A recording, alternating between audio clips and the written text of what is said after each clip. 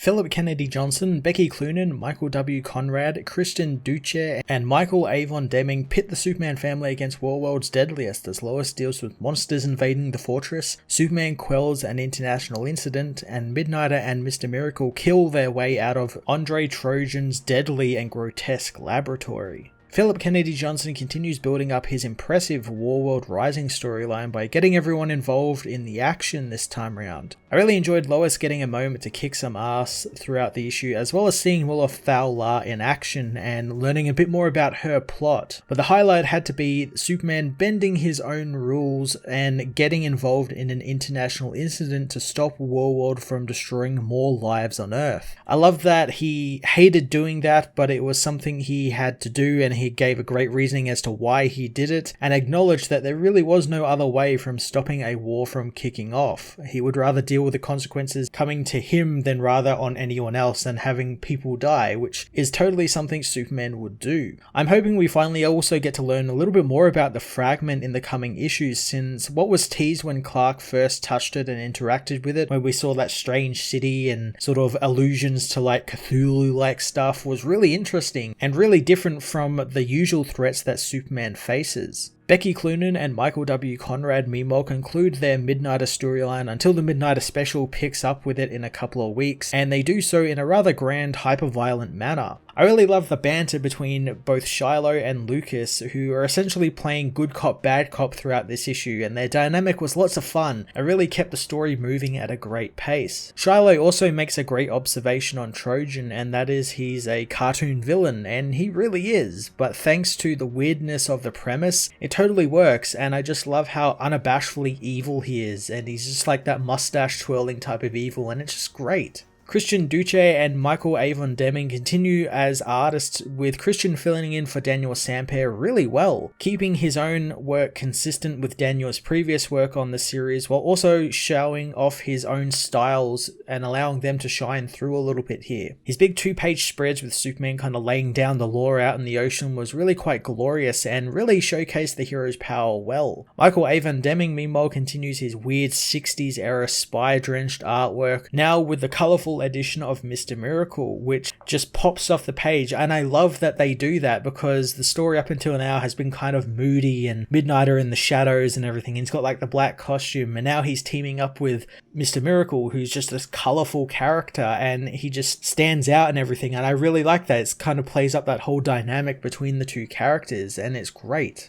Action Comics issue 1034 continues the Warworld Rising story really well, continuing to push Superman to the limit to see how the character deals with certain threats to his family and to the world, all while doling out a healthy amount of action and great looking artwork. I'm going to give this issue a 10 out of 10.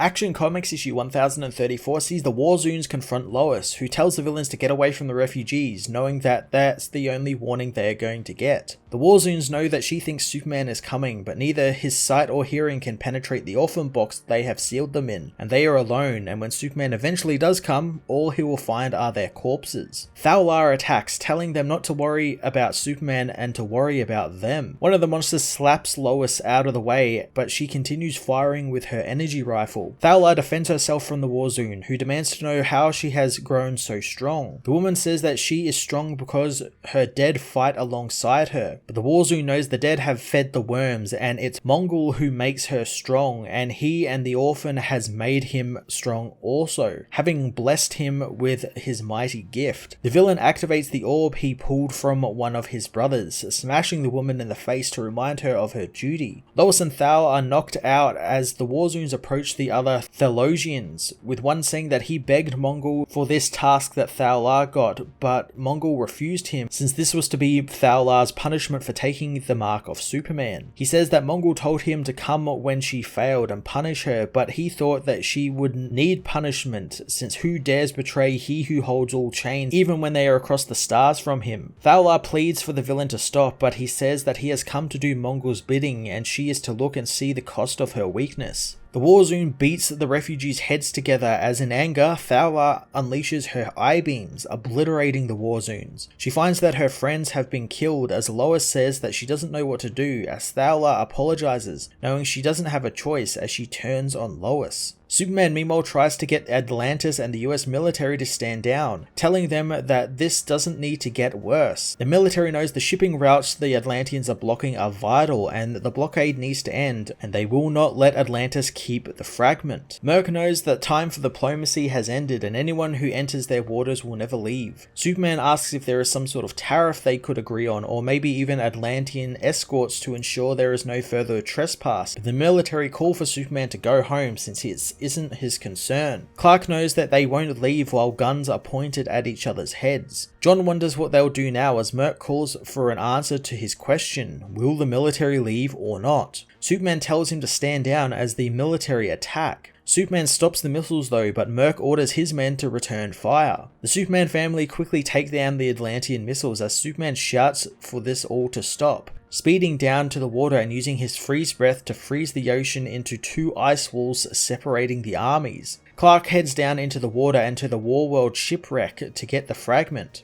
Aquaman confronts him, thinking that it was going to be Bruce that takes the fragment, and while he might not be able to stop Clark, this will change things between them if he goes ahead with it. After a moment, Superman returns to the surface with the fragment, telling both sides that this is what they were fighting for, telling them it came from Warworld and they don't know what it is or what it can do, but it holds a destructive power. He knows he rarely interferes in matters of governance or politics, but he will not let Warworld bring conflict and death to their home, so he is taking the fragment, and they are not to come looking for it. Supergirl and John catch up to Clark as he leaves, telling him that that was a mistake, but Clark doesn't know what else he should have done. Kara doesn't know either, understanding why he did it since the people were making a mistake, but it's not their place to decide what the fragment is worth, and this won't stop them. Clark says that normally he would agree, but without the fragment, they have no reason to kill one another. Kara knows there will be consequences as John alerts his father to the fortress, knowing he can't hear anything, no talking or machines working or even heartbeats, knowing something is either blocking them or something has happened to Lois and Thao-La. The family race towards the fortress, finding the Phaeloshians have been killed. Superman calls for Lois as John knows they can't hear anything. Clark thinks it's some type of interference, not knowing where it is coming from, when suddenly John is blasted by Thao-La's eye beams. Finding the woman has Lois by the throat. She says that she didn't want to have to do this, but Mongul has the rest of her people. She says that she wanted to be like Superman someday, hoping he can forgive her as she attacks Jonathan.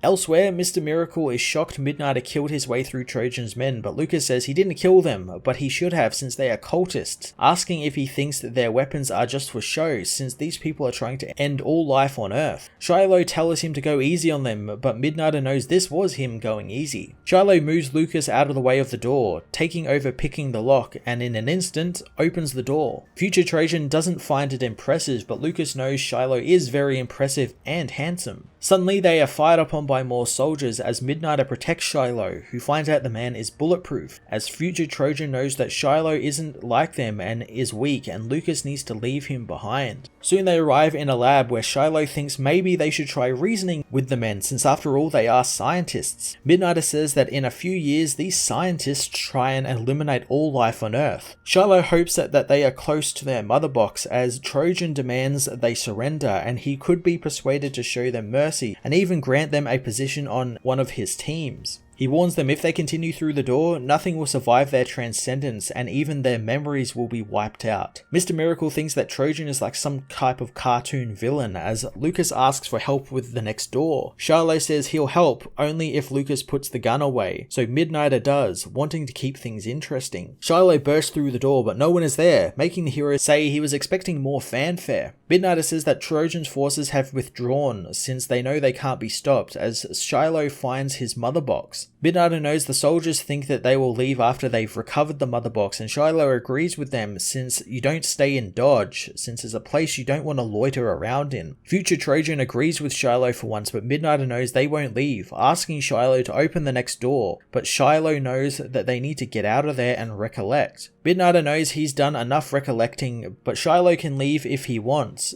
but Lucas wants to finish what he started. Shiloh unlocks the door, knowing he is curious what's behind the door, wondering what Midnighter means by finishing up, so Lucas says that Trojan and he have some business to conclude. The heroes rush into the room, confronting more cultist scientists who call for the heroes' deaths. Shiloh beats his way through the deranged men, angered that they call him benighted, knowing that he thought meditating would have calmed him down. He unleashes some of his mother box power on the men, blasting them back as he finds that Midnighter has already finished up with his lot of cultists. He knows that they were nobodies and Trojan is just toying with them. Lucas tells Shiloh that he needs to leave since it's only going to get worse from here. Mr. Miracle knows that he really should leave since Midnighter's methods are gross and there is a chance that he won't make it. However, Lucas did save him and Trojan replicated his mother box, so he's not leaving just yet. Trojan appears on a screen again, telling the heroes that under the guise of bravery, they have found themselves out of their depths, and it's here at the end where the fearless know true fear, since this is the frailty of their kind,